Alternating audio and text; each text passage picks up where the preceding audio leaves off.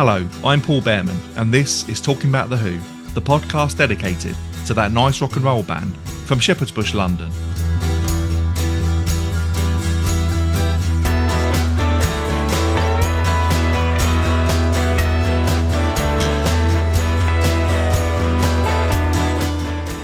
Welcome to episode 5 of season 2, featuring my conversation with Dan Epstein. Dan is a music journalist, author and podcaster who's written for such magazines as Rolling Stone, Revolver and Guitar World. His latest book is an autobiography of American alternative rock band Redd Kross, titled Now You're One of Us, The Incredible Story of Redd Kross, co-written with band members Jeff and Stephen McDonald. Dan has also previously written books on a whole host of subjects, including guitar pedals, baseball and pop culture. He writes regularly on Substack. Jagged Time-Lapse is the name of his page, which you'll find a link to in the show notes. He's also co-host of the podcast Cross Channels with Keith Moon biographer and former Talking About The Who guest Tony Fletcher, which is available exclusively to their paid Substack subscribers and which you'll find out more about later in this episode. I spoke to Dan remotely in late April, and there's a bonus episode featuring more of our conversation available for our Talking About The Who members. It costs just £3 or $3 a month to become a member and have access to a whole host of extra content. Go to patreon.com/Talking About The Who to find out more. And if you've enjoyed our previous episodes, please consider giving us a 5-star rating on the podcast app you're currently listening to us on, as that will really help us out. And so, without any further ado, here's my conversation with Dan Epstein.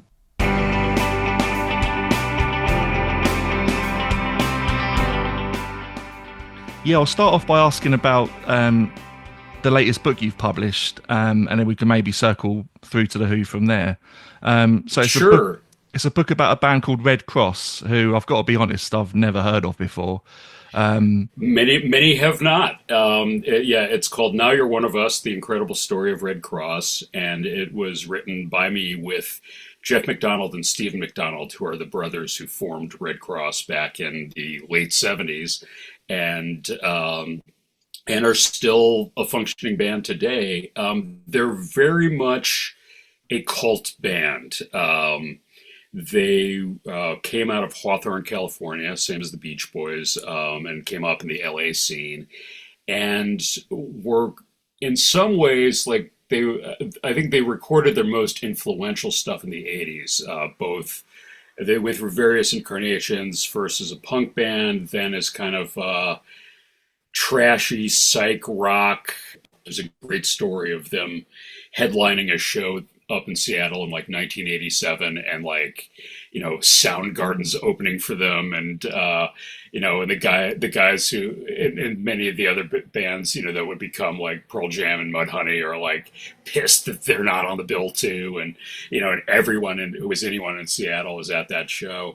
But they're a band that, for a number of reasons, some of which their own self-sabotage, some of which down to just poor timing and the vagaries of the industry, just kind of never broke through. And yet, they can still go and, have successful tours of England and Europe. And, they tour the US once every few years, and, the places are packed. And it's like the people who love them really love them. And, but they're still kind of, 40 years, no, more than 40 years. 45 years on, they just released their 10th album last year, which is a double album and possibly the best thing they've ever done. And including the song Born Innocent, which is the theme song of a documentary that came out recently on them as well. So it's kind of like there's been this whole Redd Kross synergy as of late, and they're one of my all-time favorite bands and have been since 1987. So it was really a treat to be able to help them tell their story.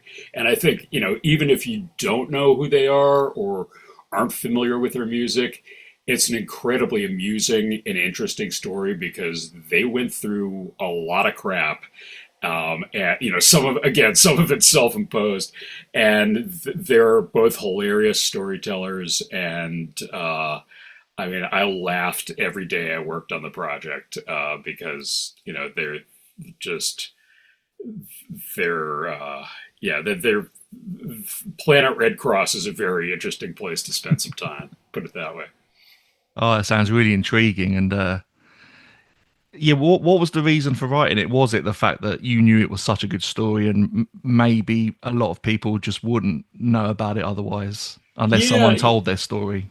it was. I got to give credit where credit is due. My book agent Lee Sobel saw an interview I'd done with Steven about back in 2022 over the reissue of their album Neurotica, which many consider like the holy grail of Redd Kross.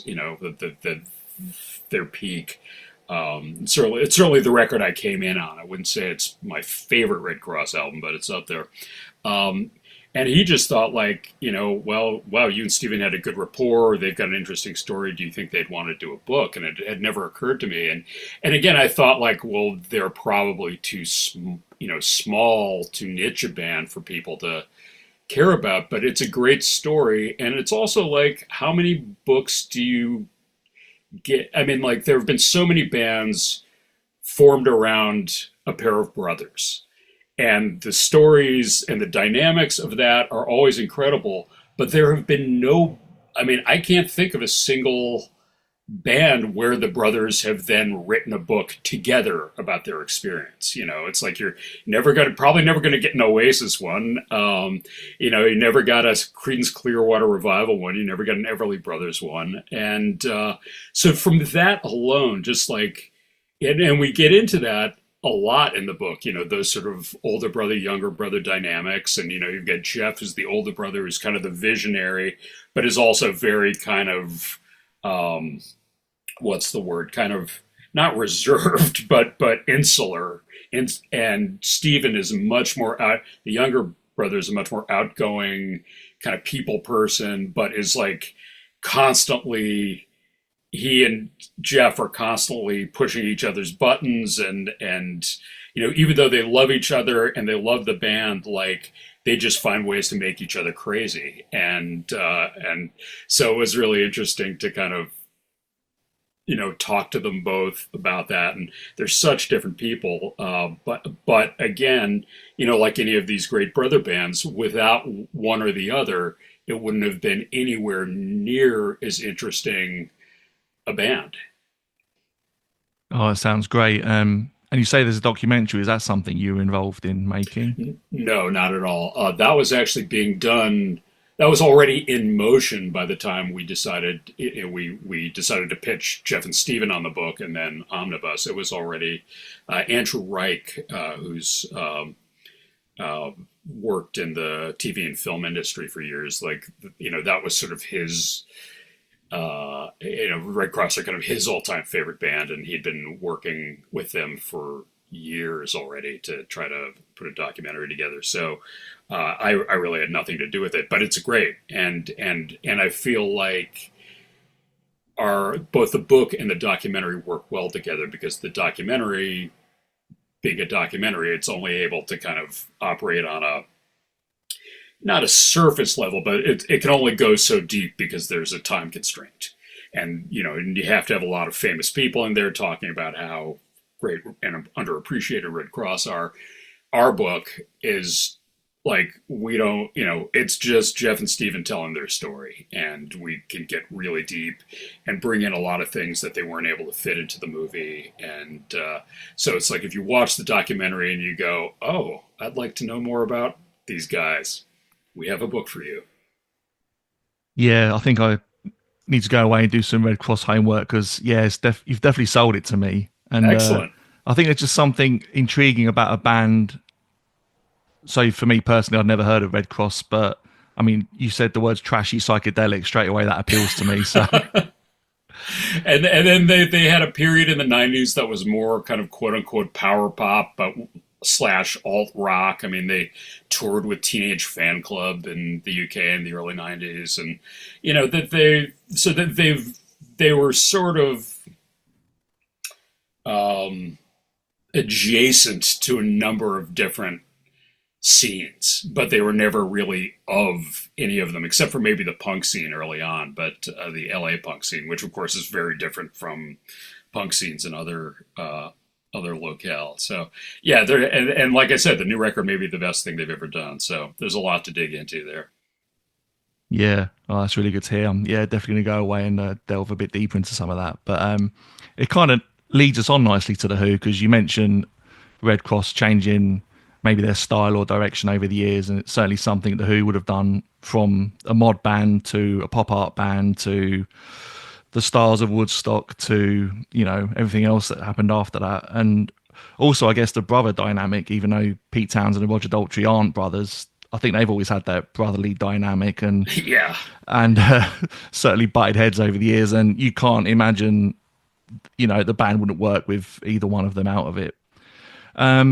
So you've written quite a few books over the years, and not just music. I know you've written books about baseball as well, and various other things. Have you ever had any plans to write a Who book or anything like that?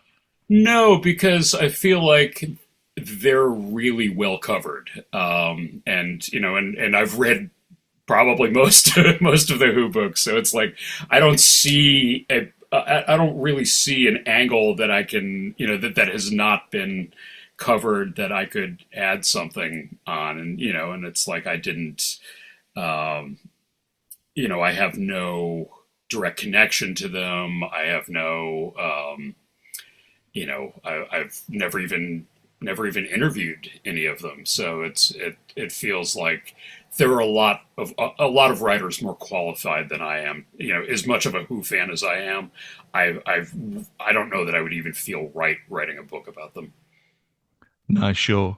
But I know you have written about them on your Substack page, Sure. which is something I discovered through Tony Fletcher's Substack page, and subsequently the podcast you do with Tony called Cross Channels, which is available to paid subscribers to both your Substack accounts. One story in particular you wrote involved going to a rock and roll fantasy camp in Las Vegas in 2013, I believe. Correct. Yeah. And an encounter, should we say, with Roger Daltrey and Simon Townsend.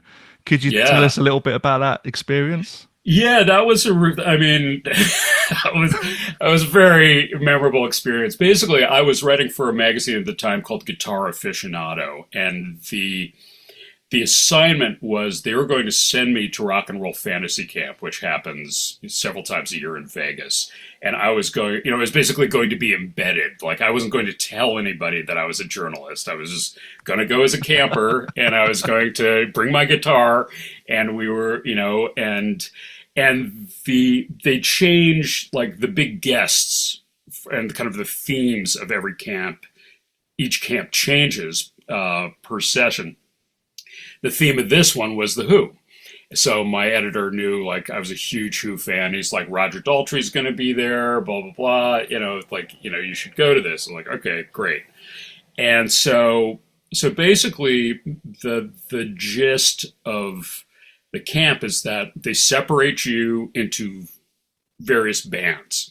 And I to this day, I don't know how they decide who goes where, but each band is kind of captained by, you know, a well-known or semi-well-known professional musician. My band was captained by Teddy Andriotis, aka Teddy Zigzag, who's played keyboards with Guns N' Roses, Carole King, Alice Cooper, a whole bunch of people. Great dude, great player. And so, you know, we would, so each band kind of works up a set. And it can be a mix of cover songs, original songs, if anybody has the guts to offer one up.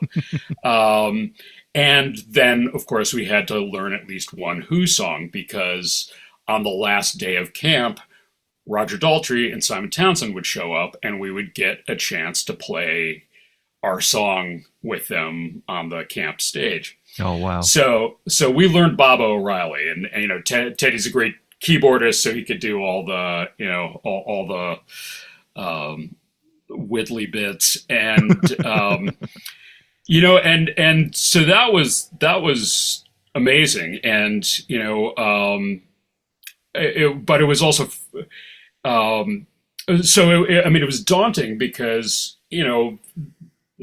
that lead break at the end, that do do do do do thing, like that was mine to take. But Simon's there playing with us, so he's taking it as well. And like, I'm like feeling weird about stepping on Simon. B, not hoping I don't screw it up. And I mean, it was incredible to be on stage with Roger especially, and Roger's just belting it out, and I'm off to, I guess I'm in kind of the John Entwistle position, although playing guitar on stage right, and just like there's Roger singing Baba O'Reilly just like he did at the beginning of the Kids Are All Right film, which was the film that like completely turned me into a hardcore Who fan. But what was frustrating was we had so because nobody knew that I was a journalist and that I needed to get my picture taken on stage with Roger for the magazine, I kept trying to like sidle over to where Roger was on stage, rock out with him. But we had our singer in the group, our regular singers, this guy Danny, who's like a professional Rod Stewart impersonator. So that was a whole thing. But so Danny's kind of like in between me and Roger, and like every time I try to go over there, Danny kind of like steps in and kind of rock blocks me. So so finally so I'm like, so this is all happening like, well, I'm also trying to play the song and play it right. Yeah, so finally at the end of the song, there's one photographer who knows who I am and what I'm doing and is there to like take pictures for the magazine.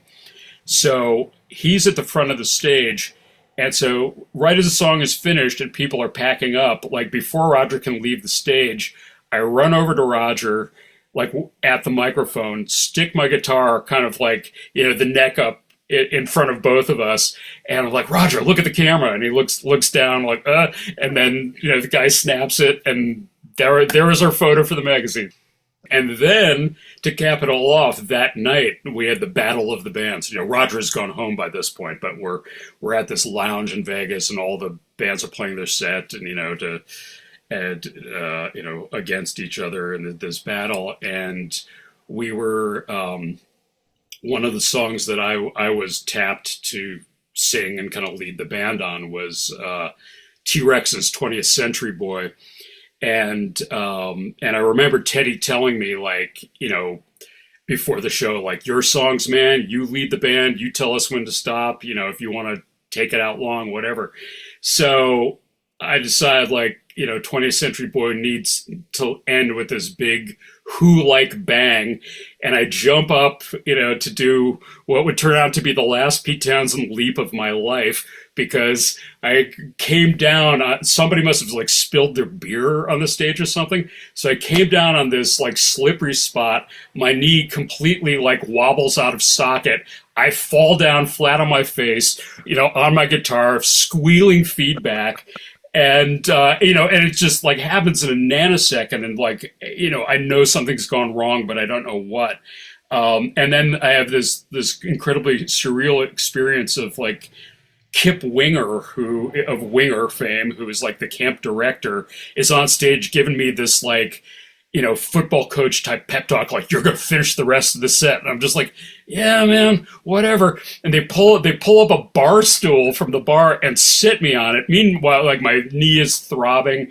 And so we have to then play Baba O'Reilly. And I'm like, when it comes to the lead break, like, I'm on the stool and trying to like manage to turn, my boost pedal on, with my left foot, while not falling off the stool, and then I left the stage in a wheelchair, so that was very dramatic. Wow. I mean, that sounds quite an ordeal, but to put it mildly. But were you at least on the Pete Townsend side of the stage when you did it this time? Yes, I was. Yes, okay, I was. So some consolation. Yes, it's I mean, Pete would have wanted it that way, right? Yeah. Well, he's not not afraid to sit down for a few songs himself nowadays. So This is true. you mentioned the Kids Are Alright. Was that your first exposure to the Who? No, but it was the first time I really understood them or felt that I understood them. I mean, the Who were kind of always there. Like, I was a child of the 70s, so like, Tommy comes out in like 1970. I mean, the movie comes out, and it's like the Who's Tommy, and then when Who Are You came out, I remember like that being on the radio and not really liking it that much, but like understanding that it was a big deal. Like the Who were back and they have this song. And then the Who concert in Cincinnati in '79, the disaster with all those kids getting crushed and killed, trying to get into the concert. Like I still wasn't like a fan at the time, but I was very profoundly disturbed by that incident. It felt like up till that point, I'd always sort of seen rock music as this kind of positive energy space, I guess. It's like, yeah, people go to concerts and they have fun and they, and they go together and it's this tribal thing. I don't even know that I would have used the word tribal at the age of 13, but the idea that you could go to a concert and get killed was something that never occurred to me and was so deeply disturbing to me. I remember, and it was right before Christmas, I remember, and I just like had this, the tragedy just seemed to kind of hang over the rest of the year, even though, again, I wasn't a Who fan per se. So it wasn't really until I think it would have been like '81. There was a double feature. There's this great movie theater near my high school called the Parkway. This is in Chicago, and they always had these great double bills. And I think one Saturday night, a friend of mine and I went to see a double bill of The Kids Are All Right and Quadrophenia. Oh, wow.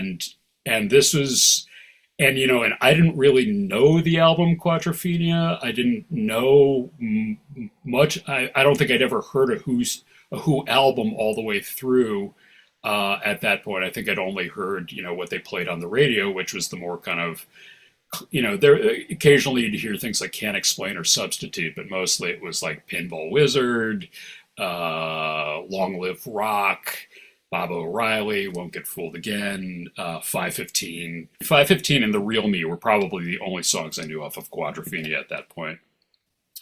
And I came out of that theater a convert, just like, everything. That was the moment where I started to like, I was, I think for the last 2-3 years of high school, I definitely gravitated more towards mod type fashions.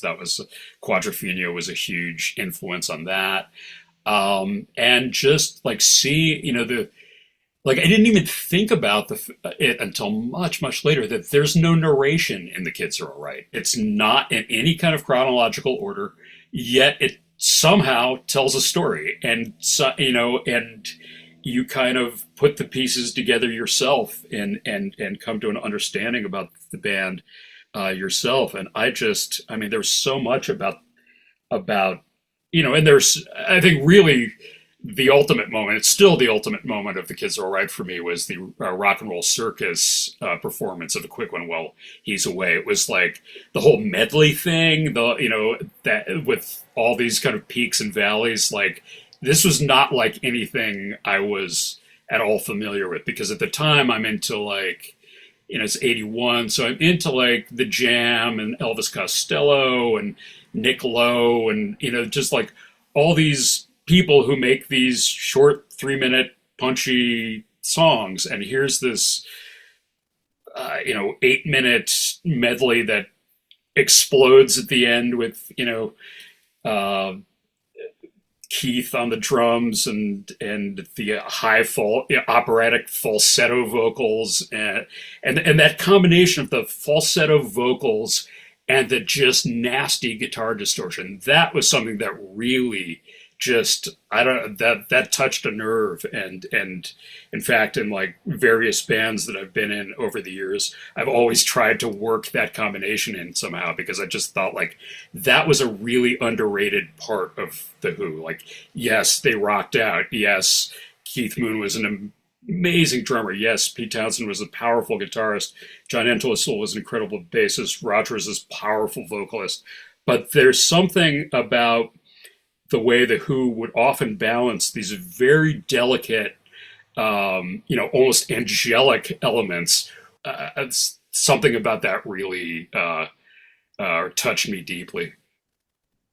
Yeah, I think that particular performance from the Rock and Roll Circus, I think if you were to maybe do a top 5 quintessential Who or bits of Who footage, I think that would probably be in the top 5. It is incredible, really. And something as simple as, I guess, a roadie poured a little bit of water on one of Keith's toms, but the way that water just comes up as he's playing is just so cool. Yeah. Yeah, and and at the time, you're not. I mean, seeing it for the first time, you're not thinking like, "How are they doing that?" You're just thinking like, "This is what's happening," and this is, this is just you're just your brain is racing with everything that's going on stage and trying to keep up with it. And I mean, still, that to me, that is like, if I had to pick one rock and roll footage moment, to watch again and again for the rest of my life at the, and not watch anything else, I would pick that one. Yeah, hard to argue with that. And you're right what you say about the kids are right. And obviously the music's great, and there is no narration. It's not done chronologically. And it probably is the ultimate rock and roll film, but it's also really funny as well.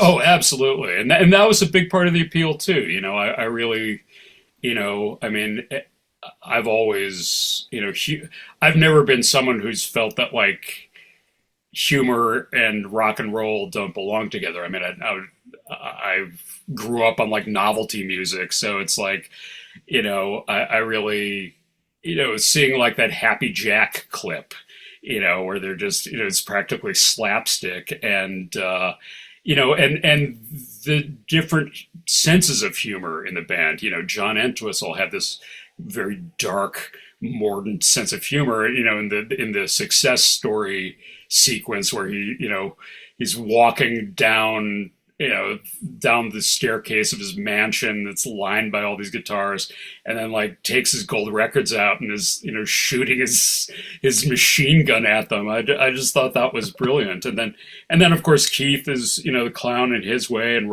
and Pete has a very kind of sarcastic and witty, kind of educated sense of humor, and and Rogers seems to.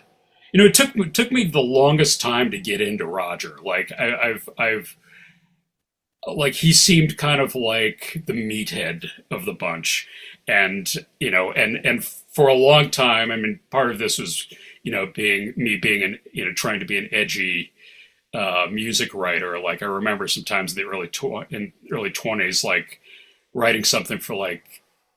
My early 20s, not the early 20s, writing something for Ugly Things magazine about like, the Who should have just been a power trio with Pete Townsend singing. Like that would have been the pure essence of the Who right there. And Roger came in and mucked it up with his Bob Seger vocals. And but I really, obviously I've come around to that, and it was a huge thrill to play one song with him, and and he did a Q&A after that, and getting to ask him some questions. I wanted to ask him a question about a quick one, but I couldn't figure out what I wanted to ask him. I just wanted to hear him talk about it, but I couldn't figure out how to phrase it, so missed that opportunity.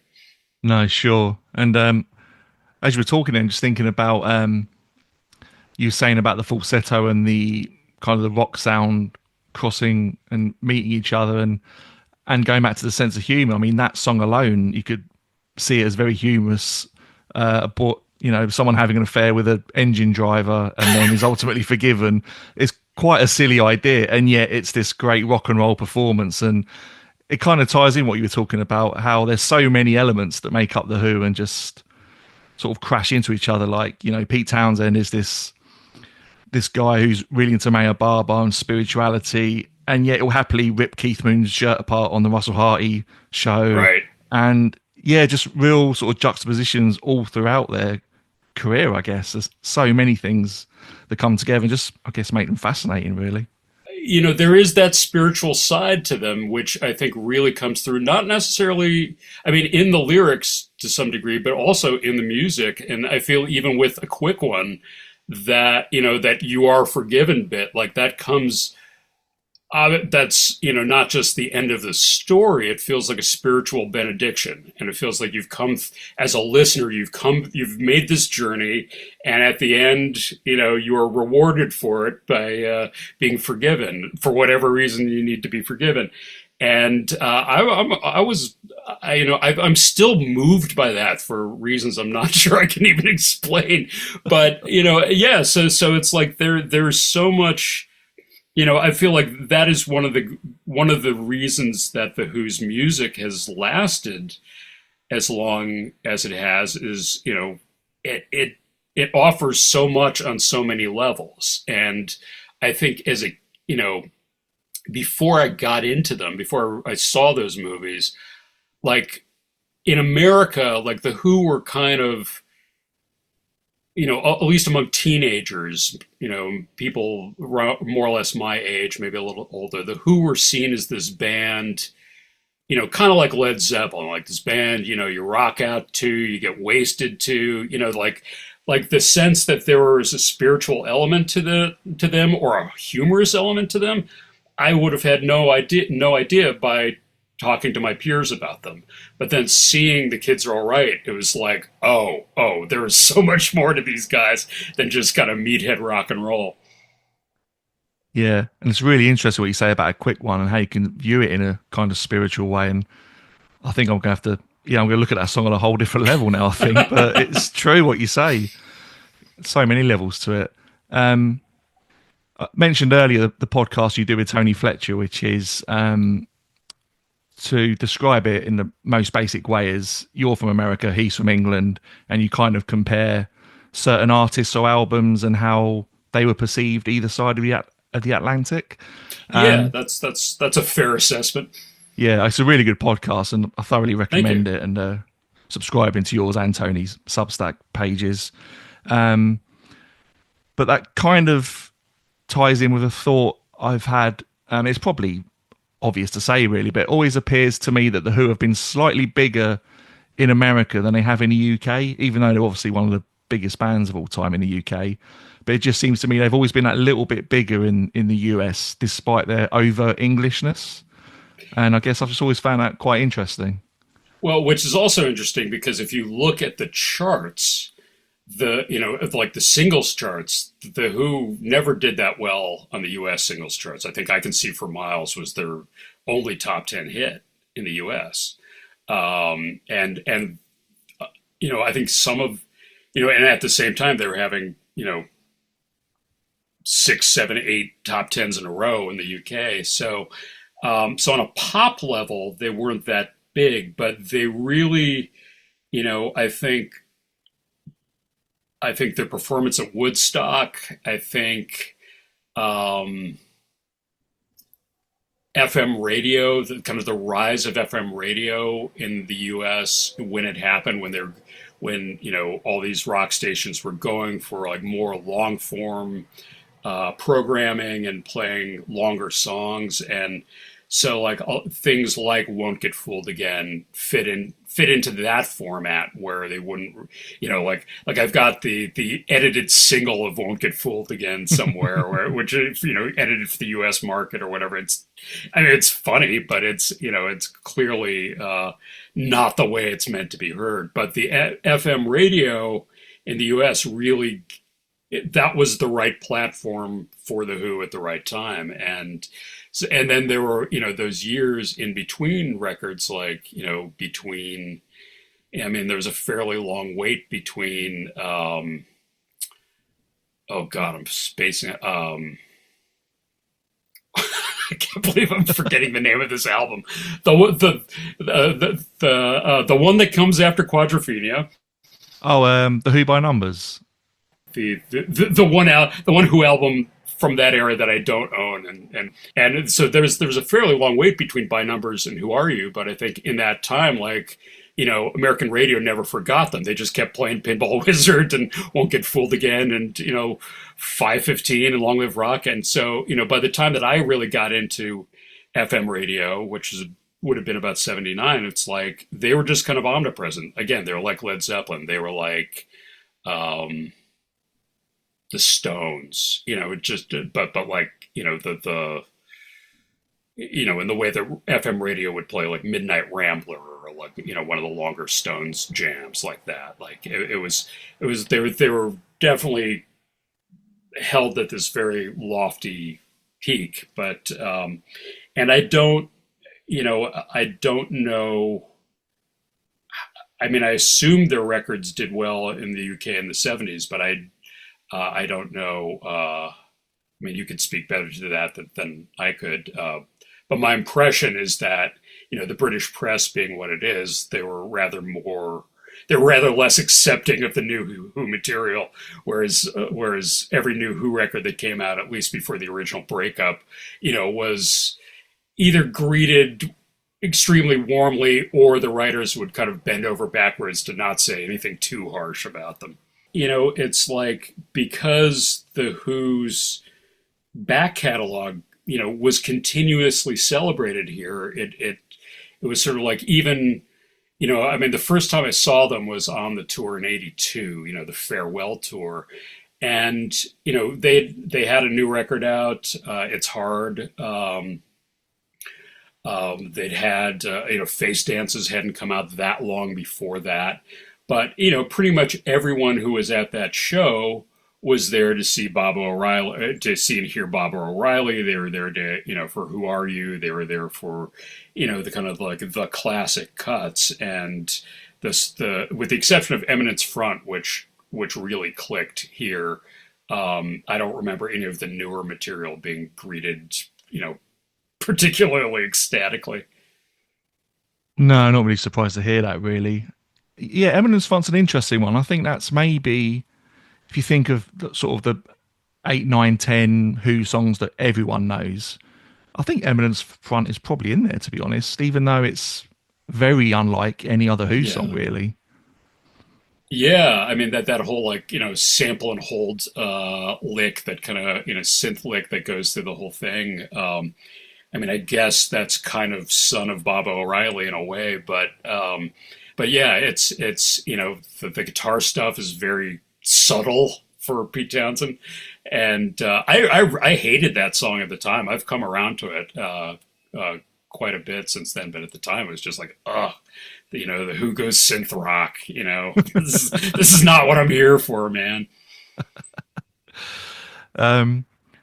What do you feel about what the Who are doing nowadays? The fact that they have carried on for so long, because I think a lot of people are okay with it, but at the same time, a lot of people probably don't like the fact they've carried on. Think they should have sort of packed it in a long time ago. Where do you stand on what they're doing nowadays?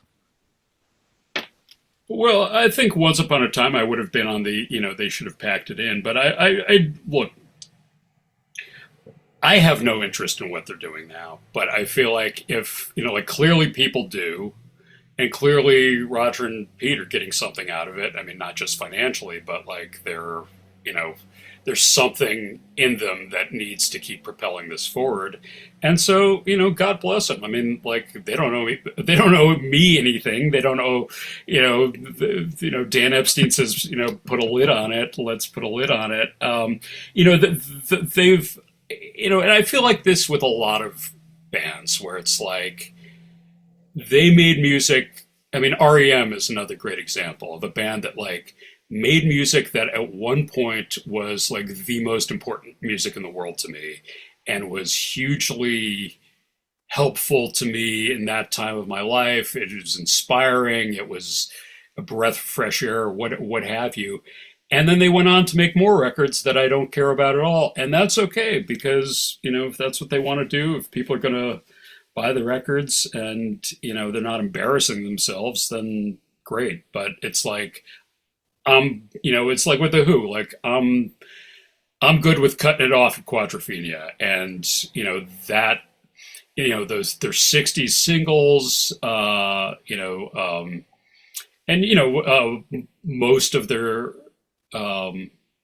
most of their albums in that period, are still wonderful to listen to. I still absolutely love them, spin them often, and that's fine. Like I don't need to buy whatever the latest, or the last 40 years of Who records.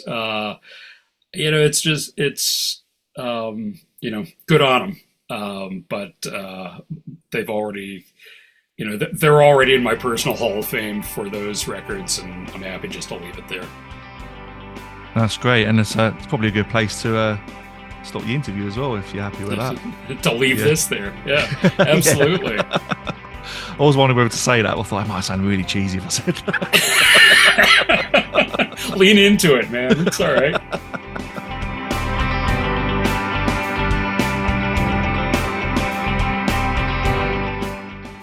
And there we have it, my conversation with Dan Epstein. If you'd like to hear more of our conversation, you could become a Talking About the Who member for just £3 or $3 a month and have access to bonus episodes featuring not only Dan, but also previous guests including Jodie Linscott, Mandy Moon and Tony Fletcher, to name just a few. Other perks of being a member include ad-free episodes and invites to our exclusive live stream shows. Go to patreon.com/Talking About the Who and click on the membership tab to find out more. You can also help support the podcast with either a one-off donation or by setting up a monthly donation at buymeacoffee.com/Talking About the Who. Alternatively, you can give us a 5-star rating on the podcast app you're listening to us on right now. Either way, your support goes a long way to helping us out and keeping the podcast going, so thank you. You can keep up to date with everything going on with Talking About the Who on Facebook, Instagram and Bluesky, and you'll find extra Who related content on our YouTube channel. All the relevant links are in the show notes. Finally, a big thank you to our special guest, the awesome individual that is Dan Epstein. And that's it for this episode. I'll be back in 2 weeks' time when our special guest will be Buddy Ascot, the drummer of seminal 70s mod band The Chords. Until then, thank you for listening, look after yourselves, and as Roger Daltrey always says, be lucky. Goodbye.